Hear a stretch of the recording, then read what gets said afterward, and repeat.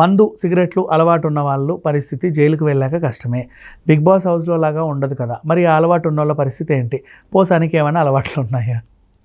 C Posani గారి jail వ్యవహారం ఏంటో కానీ ఒక్కొక్కరికి ఒక్కో రకమైన డౌట్లు వస్తున్నాయి. సరే, పోసాని విషయం పక్కన పెడితే మందు సిగరెట్లు అలవాటు ఉన్న వాళ్ళు అఫ్కోర్స్ కష్టమే. మరి జైలుకి తీసుకెళ్లేదే అందుకు కదా.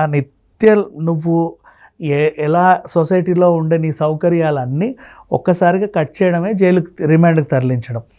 అంటే నువ్వు ఫోన్లు మాట్లాడుకున్నా అది కంట్రోల్ అవుతుంది, నీకు తాగుడు అలవాటు ఉన్న అది కంట్రోల్ అవుతుంది, సిగరెట్లు ఉన్న అది కంట్రోల్ అవుతుంది, ఎప్పుడు నీకు తరచూ వాళ్ళని వీళ్ళని కలవాలనుకున్న అది కంట్రోల్ అవుతుంది, నీకు ఎప్పుడు బైకుల మీద తిరిగే అలవాటు ఉన్న అది కంట్రోల్ అవుతుంది, టీవీ చూడాలన్న అది కంట్రోల్ అవుతుంది, ఖచ్చితంగా ఉంటుంది.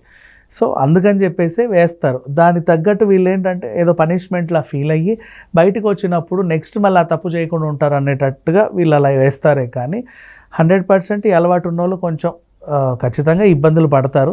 బిగ్ బాస్ హౌస్ లాగా జైల్లో స్మోకింగ్ జోన్లు సపరేట్గా అయితే ఉండవు.